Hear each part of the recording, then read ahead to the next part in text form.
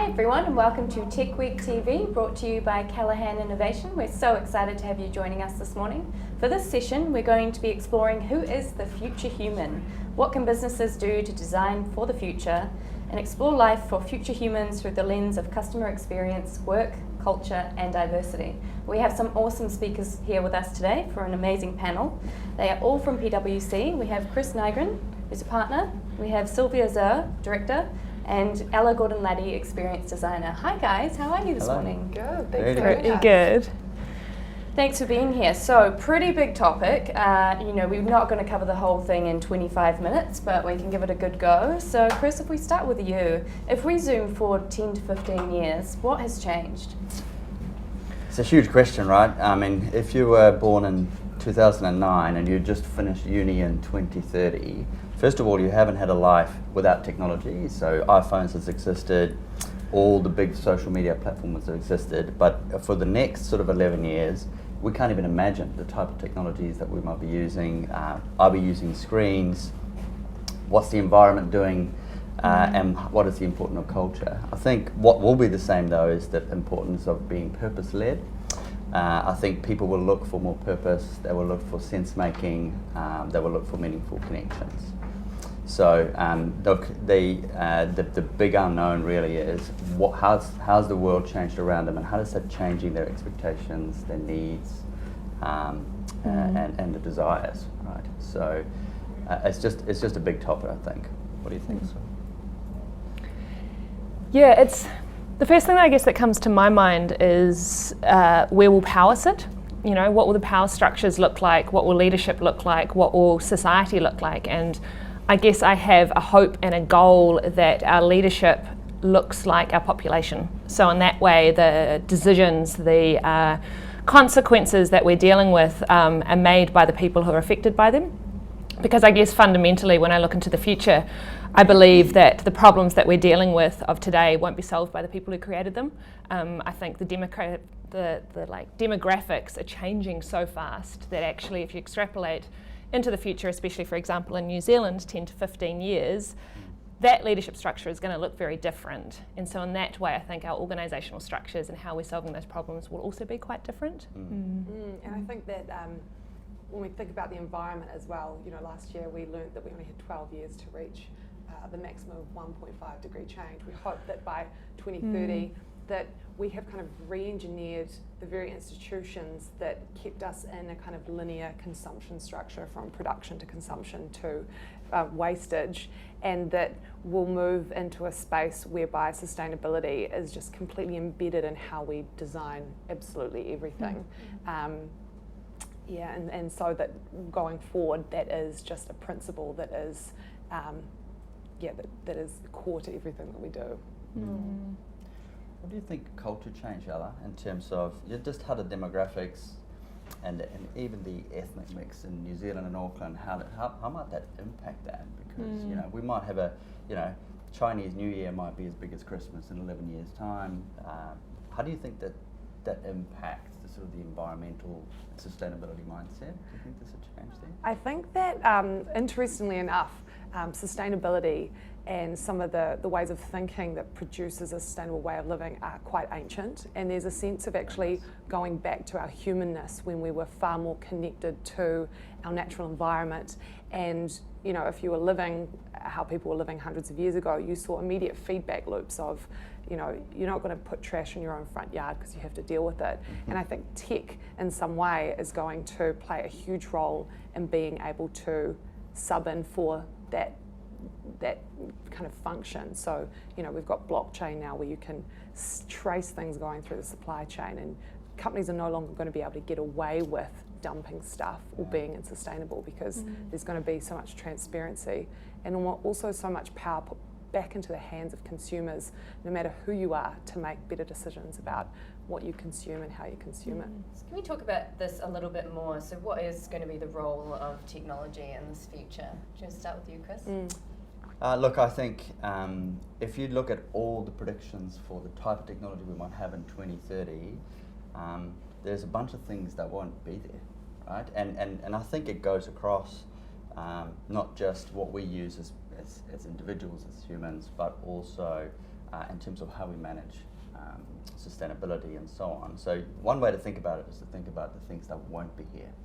So it's a reasonable prediction to say we won't have screens, right? So obviously the defining piece of technology for the past probably decade would have been the smartphone. So we won't have smartphones, we won't have laptop screens, we won't have any, that's not how we will be consuming information. So how will that happen? It's a fascinating question. It might be beamed onto your retina, it might actually be using some neural link. And we laugh at that, but it's, people would have laughed at the smartphone, 10 years before that. So I don't think we'll have screens. I also don't think we'll have anything disposable. Hold that thought, Ella, for a moment. There'll be a full, it must be a full circular economy. I don't think we'll have things like meat from animals. I don't think we'll have, we might not have work the way we think about work. We definitely won't have Facebook. We may not even have autonomous thinking, our own thinking. So we're outsourcing a lot of our thinking already. So yeah, those are big questions. Those are big questions. What are your thoughts on this, Sylvia? I don't know, in some way I'm not actually interested in the question of what technology will look like in 10 to 15 years. For me, the far more interesting question is who's making the technology. Because I feel like technology today is made by a very niche demographic, and therefore it's serving certain problems for that demographic, and it's also perpetuating certain problems. I think a lot of the conversations that have happened over the last couple of months bring around a huge suite of questions of the role of the ethics of technology. And I guess I just feel it's really important to go, well, the craftsperson of the tool actually has a role in this ethical conversation. And if we can bring that craftsperson more to the front and say, hey, actually, you're not just coding ones and zeros, you're not actually just coding all of the things that Chris said, you're actually fundamentally impacting the human lives of the people that use the technology. If that's the conversation that we're having in 10 to 15 years, then it becomes a whole lot more important about the sort of the human spirit or the human creativity of the people that are building the technology. And my hope or goal would be that education systems that are teaching how to build tech therefore focus on building, on supporting the human skills of the people that are building the tech, because I think that is kind of one of those acupuncture points that I think could really shift the role that technology plays in our lives, kind of reframing it in some way. I like that. There's a lot to unpack in there. Yeah. So I think that kind of on what Sylva's saying is that with the sustainability thing, right, in the past companies have been able to privatise profit and socialise costs. I don't think that's going to be the case anymore, and that will change the incentive structure so that now that companies actually are having to pay for waste or pollution or emissions, there's going to be a lot more of a prize for people to direct their creativity towards solving those problems. And I really do see tech at the heart of solving this climate change problem that we have, whether it's coming up with new ways to sequester carbon or coming up with new machinery or materials so that the way that we produce stuff is less emissions heavy. And then what I'm really interested in is empowering the consumer so that we can make proper rational decisions against what we, a climate stable world. Yep, I just want to build on this a little bit. So in 11 years, the thing that gets me is like organisations I work with, they haven't even nailed marketing automation yet. And that's been around for like donkeys, really. And so if we're only just figuring that out, and then we're, there are, obviously it's a wide span because you've got different industries, you've got, startups and technology companies at the forefront of this, but then you've still got like mainstream society, which is very much, like kind of lags behind sometimes. Do you think that we're going to have like an acceleration of technology in the next 11 years? Like, are we really going to be that much further along? Let me have a go at that. So I think yes.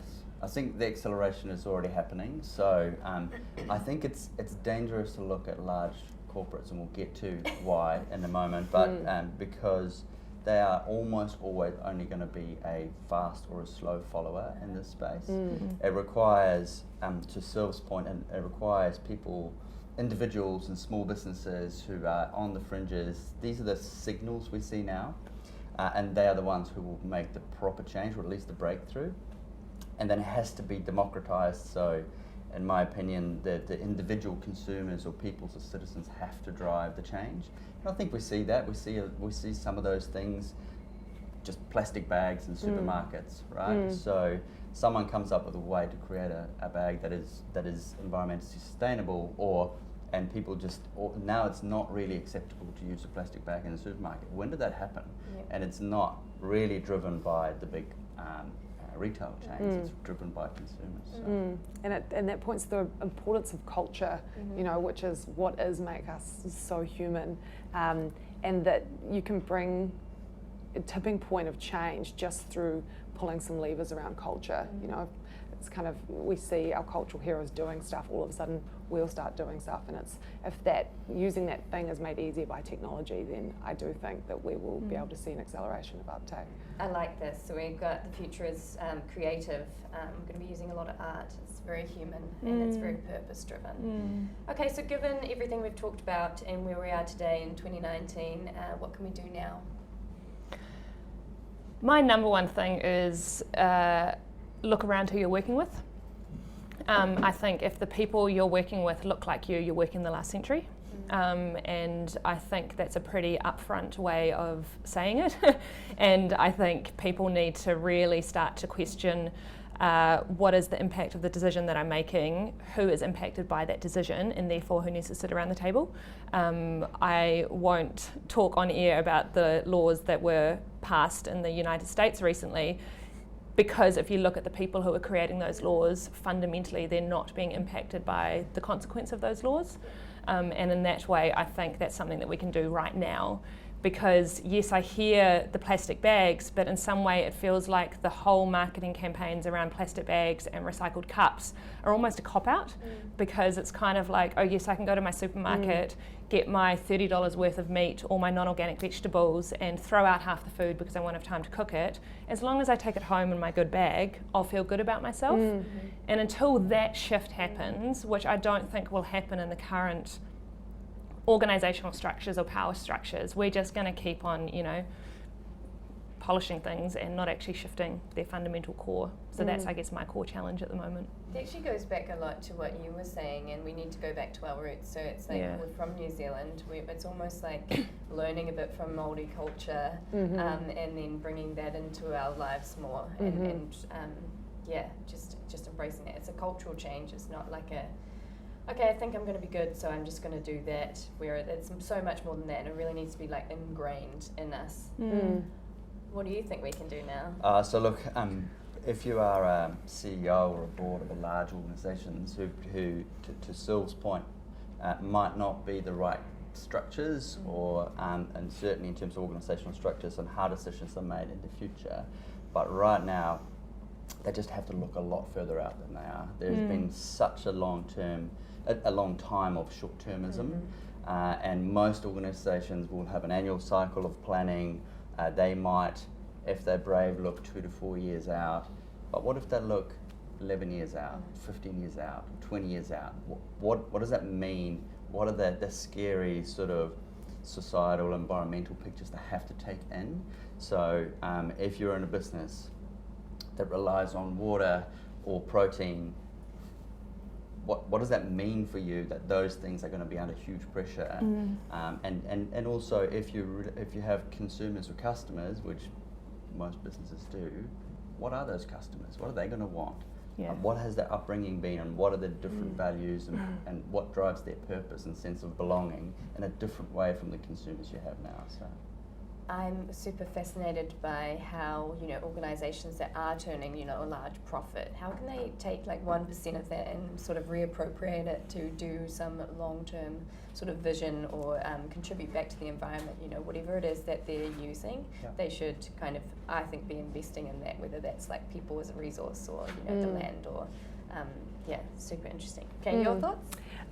Something I've been thinking a lot about lately is purpose, and that still I find a lot of my peer group and just people you talk to have a purpose, or they feel something, and there's kind of a cognitive dissonance between what they love and what they're doing at work. And I think with all of, it's a volatile kind of accelerating world, is that just asking people to be brave and go, if you are passionate about something, you've got an idea, go and do it. And it will be individuals who are able to change institutions like what we're talking about, and it doesn't have to look like anarchy and overthrow the powers that be. It's actually engaging with just a little bit of that, though. Just a little bit of that, but engaging with the people at the top currently, and engaging in that conversation, starting the wheels turning about changing these institutions into the ones we want to see to create the world we want. It raises an interesting question about the future of influence and where will influence and leadership sit in organisations and society. Arguably, it's with the consumer when they discover that they actually have more of a voice than they're using today. Yeah. So, what difficulties are business facing, and what might we be able to do right now in terms of timing or technology, and what does that mean for everyday life? Maybe I'll pick up, because this is a really nice case study on ourselves at PwC. So arguably, Sylv will argue that I'm part of the old structure, and that's probably right.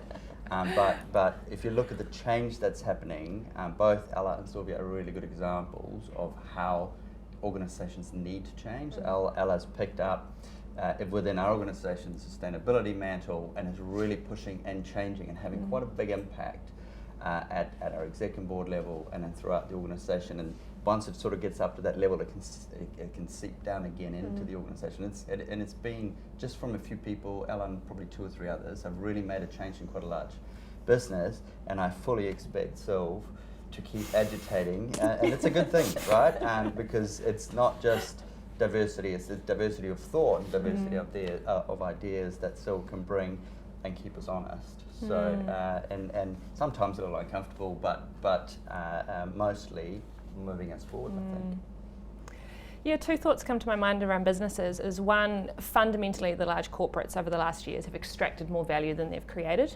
And I think, I hear the ability for people to want to be purpose-driven, but it's a privilege to be purpose-driven. So until also the social structures move beyond 3-year cycles, recognise that it's a privilege to be able to be purpose-driven, shift some of those security nets for people to be able to have more opportunities to solve the problems that are changed by that are in fact influenced by them, that's really not going to make much change.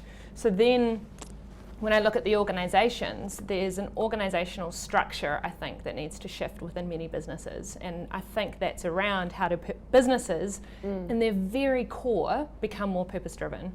And not just in a great mission statement and values that are written on the wall, and we're a collaborative organisation because we've moved to open plan, but oh my gosh, no, it's impossible for 2 different lines of service to collaborate because they're on different billing cycles. Like, that's not a collaborative organisation. So I think there's a real question and a request, actually a requirement for businesses today to step up and to go, okay, what is our purpose? How is that influenced within the organisational structure? Who are we mandating to make change? And who does the leadership actually look like, and do they represent the people in the organisation and their customers? Because until that structure happens, then we're just going to keep on perpetuating the same issues. This brings up an interesting point for me, where organisations want to empower their workforce and they want to get the best talent, so they're allowing them to work remotely, but then they have trust as a value, but then they don't trust their employees who are working at home remotely. They're like, well, we can't see you, therefore you must not be working that hard. And the strain that puts on the individual because they're not being valued how they need to be, and then the strain it puts on the organisation because how they view productivity is not what it needs to be in the future, or even now, because the future of work is here, let's be honest. And last off, you. So one of the difficulties I see facing business is that with a lot of these new principles, well, not new principles, but principles that are coming to the fore really around sustainability and purpose, etc. It's really easy for a big corporate to take those on board and evangelise them and do things, but it's small to medium-sized businesses that's where a big step change will happen, when we're actually able to embed that into people that may already be struggling with business because of globalisation. And I think that's a really, really interesting question for customers in terms of supporting local vendors and small to medium-sized businesses, but also for the government and, I guess, many other organisations to actually help those businesses bring on tech. be able to incorporate sustainability and get closer to customers. There's a huge education piece here, I think, and also behaviour change. Like, society does need to change, and there's so many different variables that we need to slowly move over time, because without the behaviour, people won't pursue their passions, and if we want them to pursue their passions, they need to earn money somehow. So how do we incorporate all of these things and then slowly move the needle forward? Any final thoughts before we wrap this up? So, I don't know, I guess on top of my mind is it's really interesting to talk about these future humans as abstract beings that may have an alien-esque look, but like the future's today, you know, the future's tomorrow. You know, I've been thinking a lot about 2040 and the kids that are born today, you know, they'll be 21 then. Whoa, what was it like to be 21? So I guess my final thought is, don't think about these conversations as being in some abstract utopia or dystopia. Think about them today, and what can you actually do today to be able to support that 21-year-old to have the life that they want to have. So I think I'm going to disagree. I'm going to say, do think about the future humans. So a person in 2040, try and think openly about how the world is different for these guys, and how the type of technologies and the environment that they've grown up in and all the changes they've been through, and start planning for that. So I agree with you on that. So start planning for that now and think openly about it. Really put it into your planning process. And I would say that the future, because of how fast things are accelerating, has become quite uncertain, and that has become a really useful tool for some people to start fear-mongering, and that divides us. But I'm an eternal optimist, and I think the future is so exciting, and just encouraging people to lean into it. The tools are there, ready to be picked up, and we do have control around how we want to engineer the future. Awesome. Thanks so much for joining us today. And for those of you watching at home, your homework for today is going to be how to figure out where you're going to be in 11 years, how you're going to interact and engage with the world, and what technology you might be using. Thanks so much for watching Techweek TV. See you later.